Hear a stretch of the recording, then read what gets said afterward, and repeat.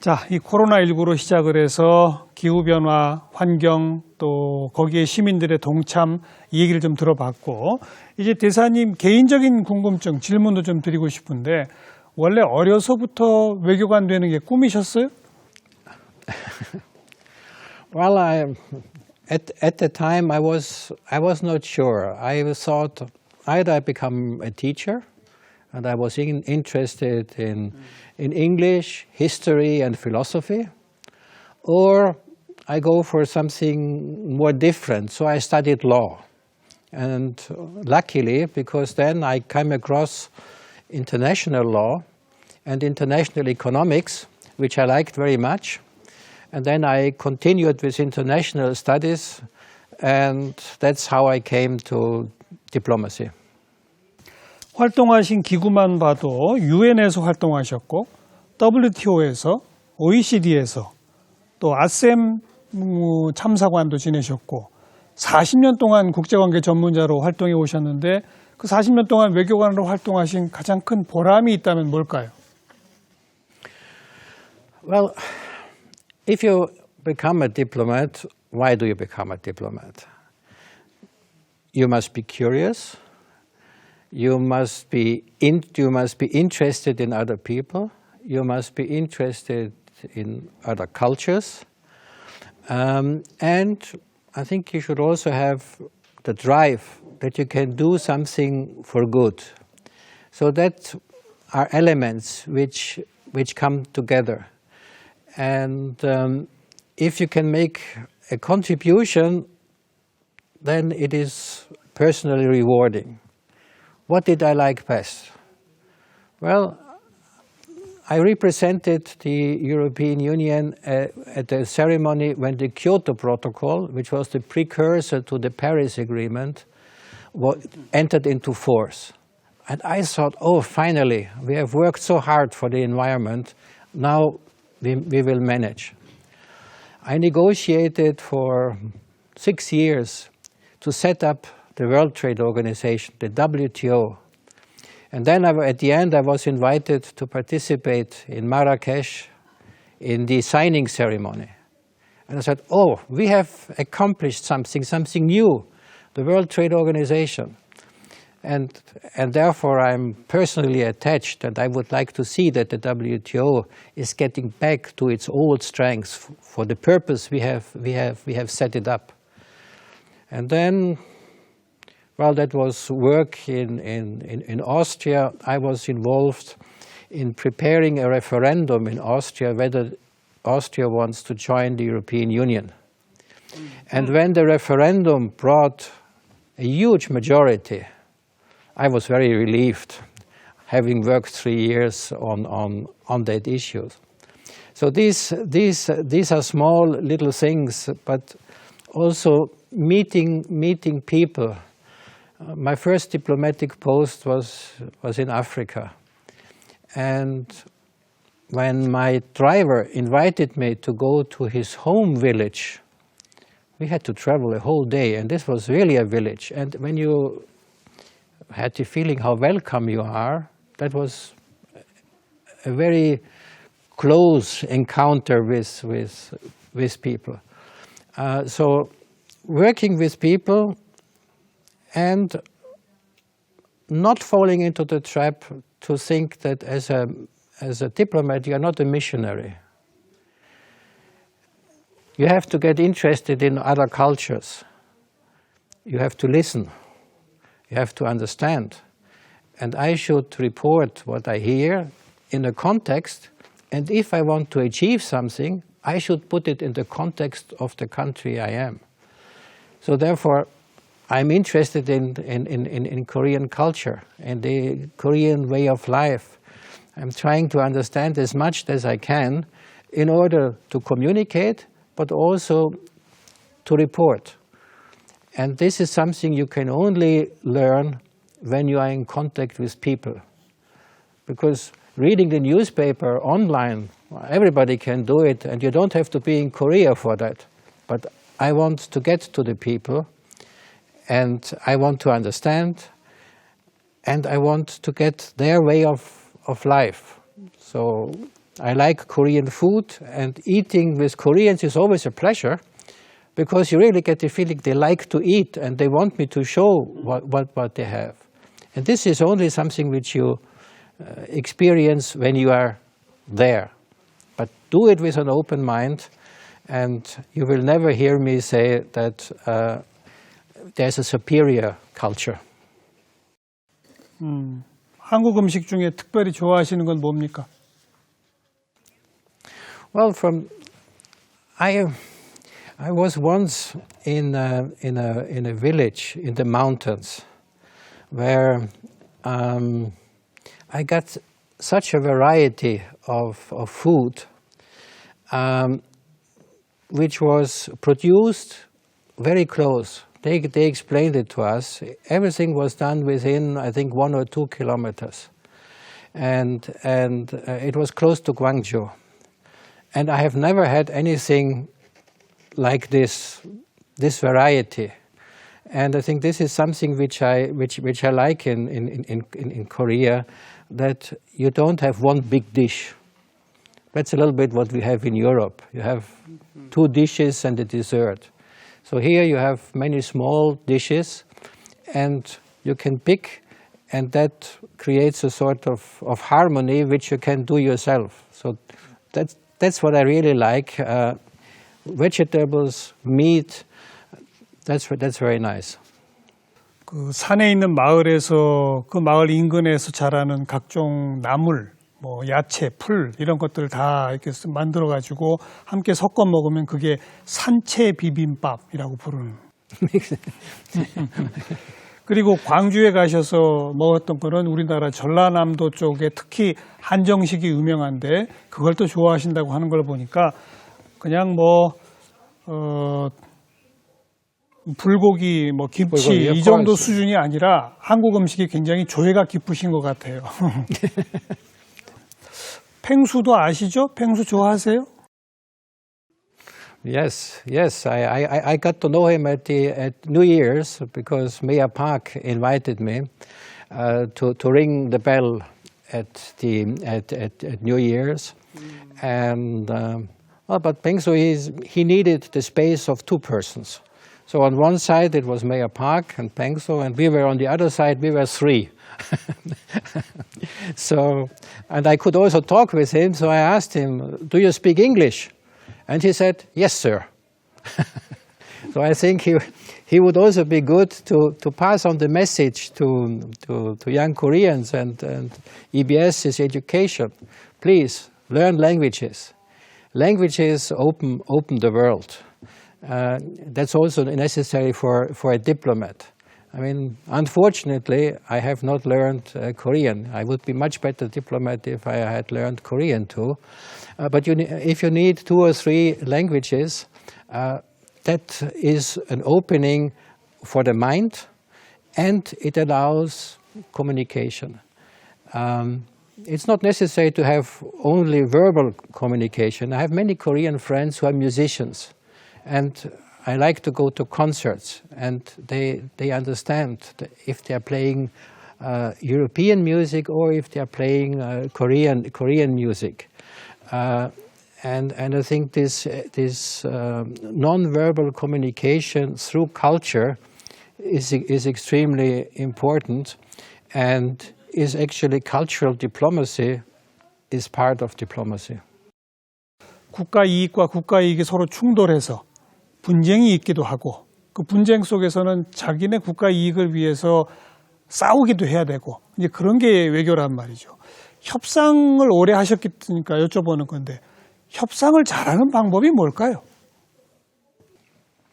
Well, I think you always have to try to put yourself into your foot, in your feet, in your shoes. I must understand what is your interest. I must try to understand where are your limits. There's no reason to push somebody over the limit, and try to figure out where is common ground. And what we learn in the European Union is to work multilaterally. So I can see how does it fit into our bilateral context, but what is the bigger picture? Perhaps we can make a compromise in another area. That's what we are doing very often in the European Union. We are talking about transport policy, but then we can make a compromise in another area, and at the end, you must have a package. That's also what we did in the World Trade Organization. We always used to say nothing is agreed until everything is agreed, and once you have a package, then perhaps everybody is a little bit unhappy, but that's good. That's the compromise. And from the style, in the translation it was fighting. I think I'm never fighting.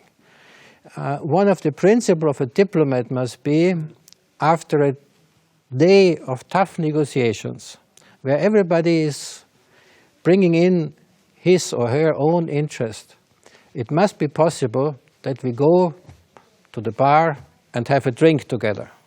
Because it's not personal. But if you have a good personal relationship, also negotiations are better.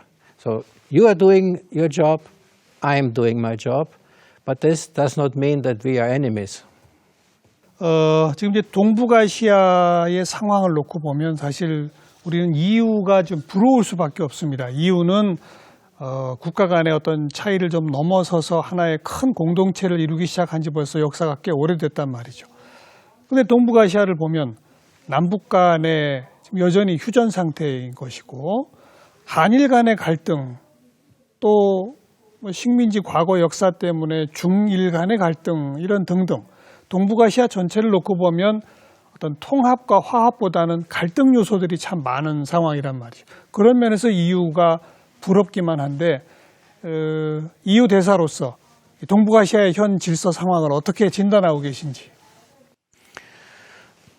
Well, the situation in Northeast Asia is a very particular one, I must say.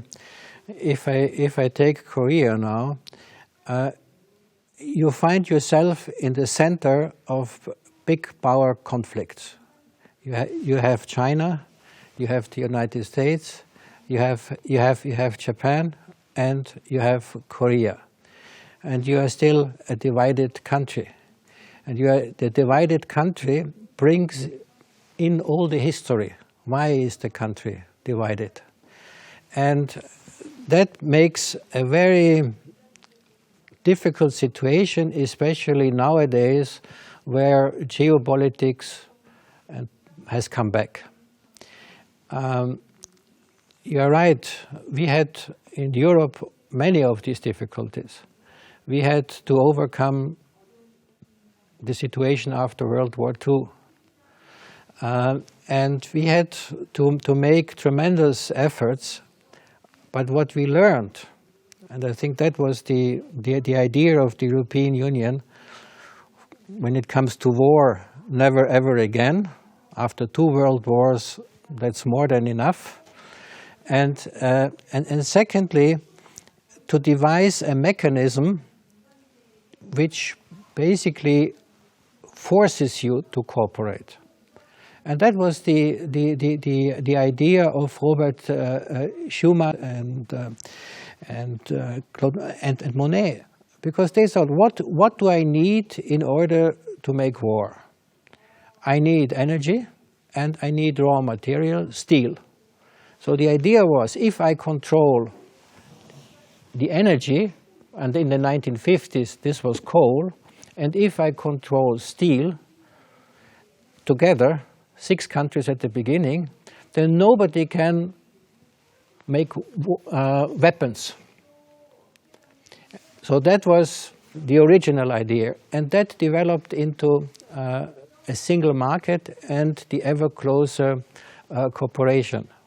But it only worked because all sides, and also the arch enemies, they concentrated on what do we have in common and not what is dividing us.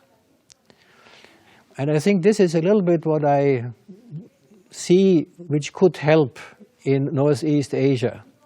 If all the players would concentrate on what unites you for many centuries, a common culture, many decades, centuries of coexistence, and not trying to pinpoint all the time, well, this is wrong and this is wrong and that is wrong. Nobody likes that. So working on common understanding, working on a common understanding of history, that was a very crucial and important part in Europe, that scholars finally could agree on history, on the history of war, and on the and how to overcome it. So I think these are the areas where you also need leadership. The European Union would not have been built without strong leadership. And I think this were persons, personalities who were really convinced they have to do it. And you have these big names in Europe. Delors, who was a very famous president. You had Mitterrand, the French president. You had the Chancellor Kohl from Germany. You also had Chancellor Brandt, who had his Ostpolitik, who was trying to come to an understanding with East European countries who had suffered. But this was leadership, and they wanted to do it. And I think this is something which I would also hope for, that in Northeast Asia you have strong leadership who want to overcome the situation. 북핵 문제 해결 전망은 어떻게 보세요? Well, as an optimist, I think we will see a solution. My experience here in Korea brings me to a certain optimism. I came here in 2017, and in the second half of the year we had the fear that we are close to an armed conflict.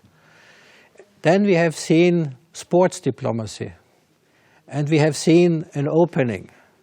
So 2018 and also a larger part of 2019, you could feel there is movement, that diplomacy can achieve something.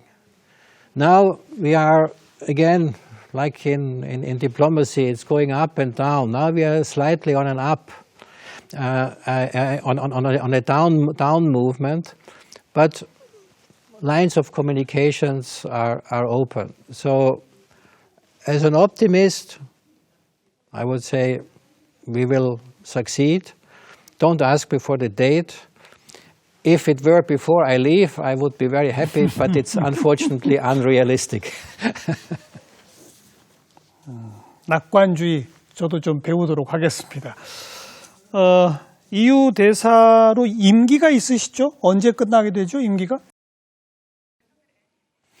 My ambassadorship will end in fall of this year, so I have another five months left, and then I have spent 3.5 years in Korea, and having worked nearly 20 years of my career on Asia and with Asia, I'm very happy that my last ambassadorship is the crown jewel here in Korea. So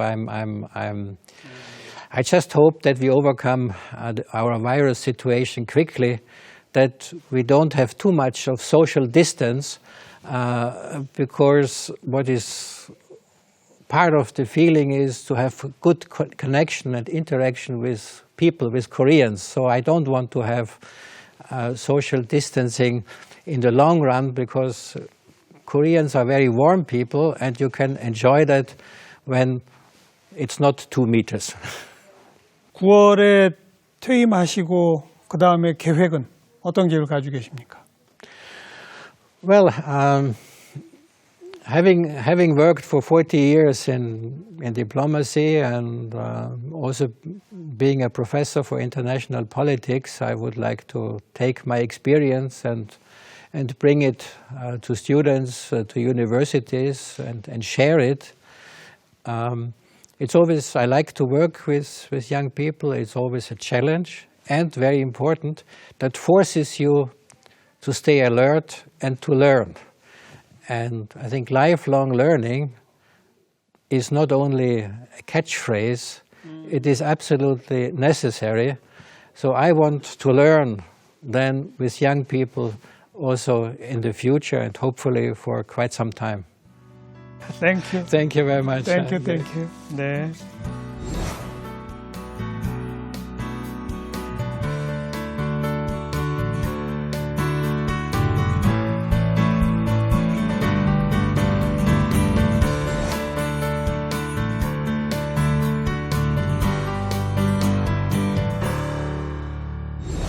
네, 미하일 라이터러 주한 이웃에서 함께 만나봤는데요. 역시 공통의 목표를 향해서 상호 의존성에 기반해서 미래를 향해 나아가야 한다. 자꾸 과거에 서로 남 탓하는 이것으로는 미래를 만들 수 없다. 이 말씀이 꼭 기억에 남는군요. 다음 시간 또 인사드리겠습니다. 안녕히 계십시오.